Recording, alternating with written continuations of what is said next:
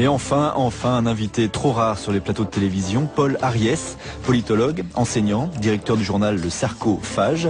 Apprendre à faire le vide, nous dira-t-il. Normal, il est en France le pape de la décroissance. Alors perdre sa vie à la gagner ? Paul Ariès, bonsoir. Bonsoir. Vous avez entendu le titre de l'émission. Sommes-nous faits pour travailler? Qu'en pensez-vous?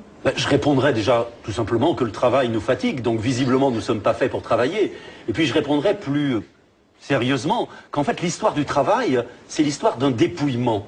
C'est-à-dire qu'on a dépouillé les anciens travailleurs de leurs outils, on les a dépouillés ensuite d'une partie du surtravail, c'est-à-dire du profit, on les a dépouillés ensuite de la culture, des savoir-faire traditionnels, et aujourd'hui on voudrait les dépouiller du sens même de leur travail. Il y a deux chiffres qui sont intéressants. On sait que 75% des salariés considèrent ne pas savoir réellement quelle est l'utilité de ce qu'ils produisent, et 80% des gens avouent s'ennuyer au travail.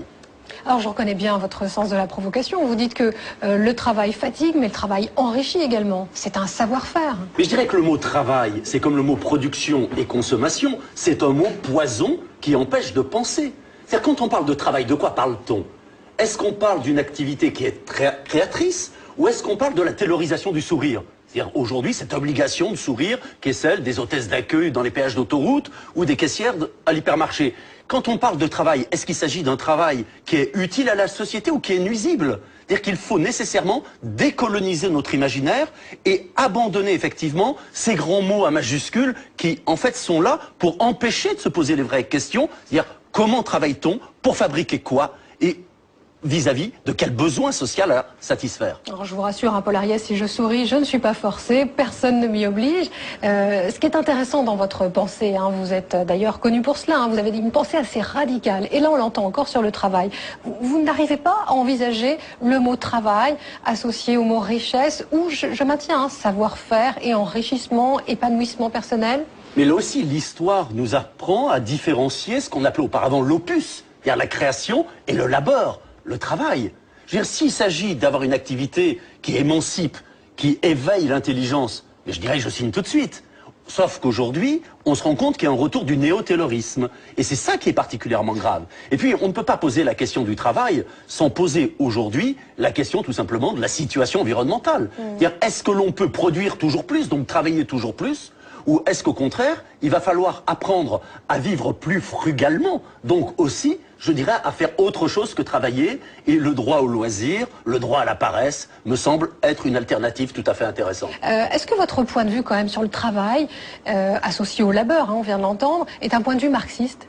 Pas nécessairement. Je crois même que autant traditionnellement le marxisme a critiqué l'exploitation au travail, autant finalement il a dit relativement peu de choses sur la centralité du travail. Or aujourd'hui ce qu'il faut faire, c'est en finir avec le stakhanovisme, avec l'idée effectivement que le travail serait au centre de nos existences. Et nous avons tendance à penser que ce qu'il faut revendiquer aujourd'hui, c'est pas plus de pouvoir d'achat, c'est un revenu garanti. C'est-à-dire permettre effectivement à chacun de vivre frugalement, mais de façon certaine. Et grâce à ce revenu garanti, eh bien, nous pourrons développer les autres facettes de notre personnalité. C'est-à-dire redevenir des poètes, redevenir des citoyens, redevenir des amants et des amantes. C'est-à-dire qu'on a autre chose à faire dans la vie que d'être un forçat du travail et un forçat de la consommation. Est-ce que c'est pas totalement utopique, franchement, Paul Ariès? Un revenu pour tout le monde, un revenu garanti, c'est ça? C'est un revenu pour tout le monde? Une société sans travail, c'est imaginable, ça? Quand on parle de revenu garanti, ça a été chiffré. On sait qu'aujourd'hui, on pourrait donner à chacun l'équivalent du SMIC. Le choix, il est politique. À chacun l'équivalent du SMIC. On pourrait donner à chacun l'équivalent du SMIC. Le choix, il est politique. Mais je dirais qu'il n'y aura pas de revenu garanti s'il n'est pas couplé à un revenu maximal autorisé. C'est-à-dire que là où l'on dit, par exemple avec le bouclier fiscal, au-dessus de 50%, on prend rien, nous avons tendance à dire, au-dessus de 50%, on prend tout. C'est-à-dire remettre en cause la centralité du travail. Oui, remettre en cause la centralité du travail, c'est véritablement une révolution anthropologique. Et puis on s'en rend bien compte aujourd'hui. C'est-à-dire que quand on parle de travail, finalement, il y a deux réalités. Je dirais qu'il y a un travail qui peut être socialement utile, et celui-là, je dirais, il faut le défendre. Et si un revenu garanti, c'est pas la fin du travail, c'est la fin du travail aliéné, c'est la fin du travail forcé. Et puis il y a aujourd'hui le fait de vouloir maintenir à tout prix des gens dans un travail parce que c'est une sorte d'impératif moral. Je dirais qu'il n'y a rien qui rassure tant la bonne société que le SDF qui vend un journal gratuit. C'est-à-dire qu'aujourd'hui, au lieu de créer des faux emplois, au lieu de multiplier des stages bidons, au lieu de prolonger une scolarité qui mène à rien, eh bien, il faudrait mieux développer l'imaginaire et ne plus faire du travail le centre de nos activités, mais faire du politique, de la poésie, le centre de nos existences. Mais Paul Ariès, le travail, on en a besoin de médecins, on a besoin d'infirmières, on a besoin de boulangers. On ne peut pas demander moins de travail à ces personnes-là. Mais c'est évident qu'il ne s'agit pas de penser en tout ou rien. Et quand on parle d'intégrisme, je dirais que l'intégrisme peut être de partout. C'est-à-dire qu'un slogan comme « travailler plus pour gagner plus », c'est un slogan autant intégriste que le slogan qui est le nôtre, c'est-à-dire effectivement moins de biens et plus de liens. La question étant finalement de porter un diagnostic sur le monde.